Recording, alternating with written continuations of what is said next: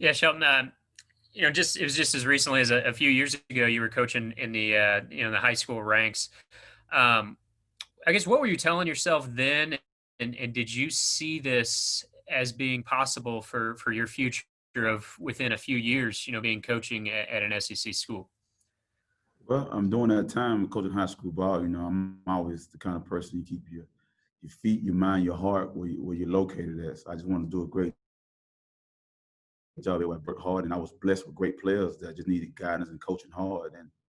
And through recruiting, you meet a lot of guys, and I always got confidence the way my guys play at the next level. And when I came to my practice, how well I done, and I was just blessed.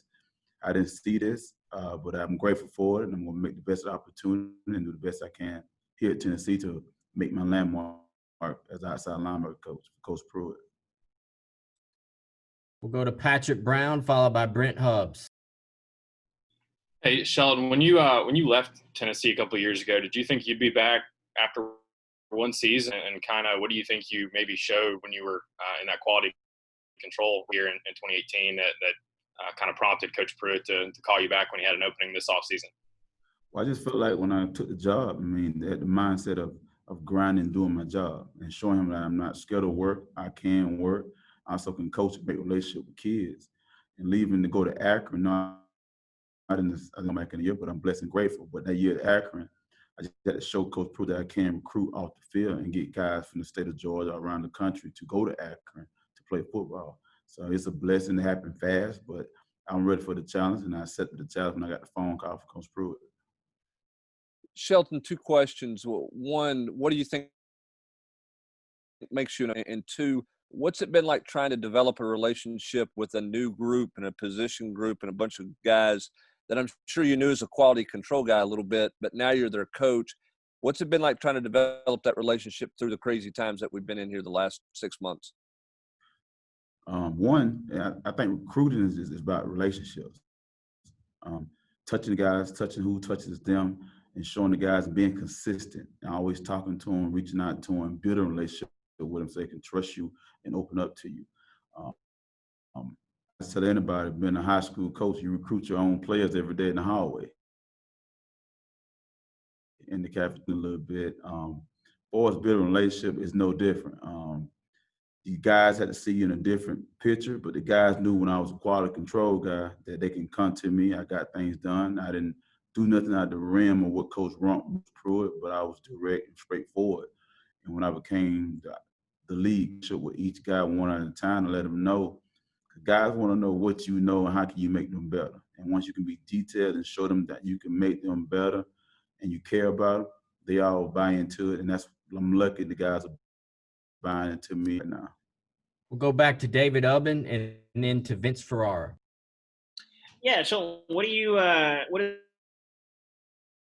that line now for you guys, and what have you seen from that group so far? Right now, we lost a great player. Now we're playing a lot of guys. We haven't really dialed in on a number one, number two, or number three guy. We're just playing a rotational guys. DeAndre Johnson doing a great job. Keyvon Bennett is doing also a great job. Roman Harris we reckon with. We're getting a lot of work out of Roman. We moved J.J. Peterson over there to get some reps at times, and the young guys, Tyler Barron and Marvin Joseph, are doing some guys. So we were just by committee right now. We're just filling it out and just focus on the details of getting it right. Because as Coach Pruitt said, we're going to play the best man, the best person. As right now, we're committed. We don't have a Darryl Taylor. We're just trying to hunt a Darryl Taylor. Vince? Coach Felton, in your opinion, what are some of the most important traits to have success at that outside linebacker position? Because obviously, as you know, there's so many responsibilities that come with it. I think a great trait of a good outside linebacker, you got to be able to adapt and adjust. You got to be able to rush the pass and be athletic. You got to be able to play the run at the point of attack. And every now and then when we ask to drop in some kind of scheme, we got to be able to drop. So it's a lot of things you got to do. Very athletic, physical guy is the kind of traits we're looking for. And I tell a lot of people, when they ask me, I love basketball players. If you look at basketball players, they can do a lot of different things. And those are the kind of guys I like to have, that are athletic and can do anything, not just a robot. Rucker, followed by Dan Harrelson. Yeah, Shelton, when you look at the, I guess the move of John Mincy there, was he a guy that because there was a need there for numbers, or did y'all see something in him as a player that made you think he's a bigger body guy, but he can do this? I think coaches also thought about numbers going to the spring because we were low in numbers. We didn't have a lot of guys. But John Mincy is very athletic guy who can play the jack into the boundary and do a lot of things for us. And he flashes the ability to play on the edge as a pass rusher. And the key point, he can set the point of attack against the run. So I think Coach Ansley and Coach Pruitt saw something in him before I got here, and he's flashing those signs now during camp. Dan? Coach, you mentioned Keyvon Bennett. Talk about him kind of going back to 2 years ago when you were on staff and really to now with his growth and his development, he's really turned into a really good football player. I agree with you. The biggest thing that I've noticed since I've been here is maturity to details. He's more locked in and focused. He's a natural pass rusher. He can be one of the best pass rushers in the conference. Once he locks himself in and focuses and be consistent day in and day out, he's starting to develop into a leader in our room, leader on this team. And I think the sky's the limit for him. And we need him with this 10-game schedule in SEC. We need every game day in and day out. We'll go to Jordan at WATE, followed by Blake Topmeyer. Shelton, you mentioned Tyler Barron and Morgan Joseph. How would you kind of assess their development into college athletes, and particularly in that linebackers room kind of early on in this fall camp? Any freshman is going to be tough in this defense that Coach Pruitt and Coach Anderson is running. It's a lot of things going through the young look everywhere. But once they hone in on his skill, you can see the flashes of the things why we recruited them and why they were so highly recruited out of high school. I mean, Marvin Joseph is his first step is electrifying. He gets off the rock. Tyler Barron is a powerful guy and very smart, but it's playing within the system. And now it's a little difficult at times, but you can see the flashes of the guys getting it, and they become with more repetition, the better they're going to get. I think they're two bright young men. Blake?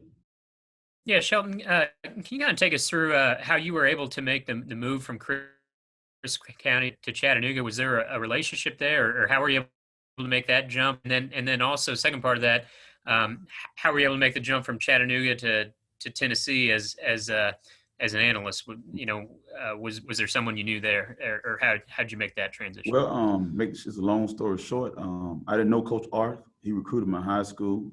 At the time, Chris County had a couple of five-star Coach Pruitt, everybody in the country wanted, and a couple guys. He was there on a scheduled visit, and Georgia, Auburn, and somebody else came in and was trying to kind of bump him.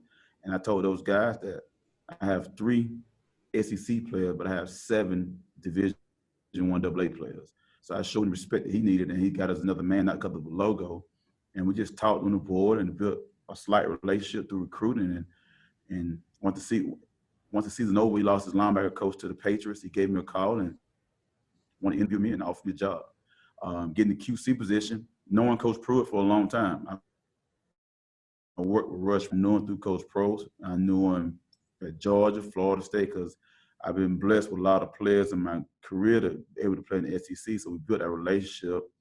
And he just gave me a call when I was at Chattanooga and had a position open, and it was no-brainer. To be on this staff, to learn this defense, to be a part of this tree, how could you say no to it? Last 2 questions really quick. Patrick Brown and Austin Price. Sheldon, you mentioned Roman Harrison being a force. What makes you say that, and kind of where do you see him going, and what has he shown you guys so far this preseason? I mean, Roman has all the tools. He's actually learning to play the position. By trade, Roman is a D lineman, but he's learning to play on the edge, and I think he's going to be a force in rush playing on first and second down because he's pound one of the strong guys on the team.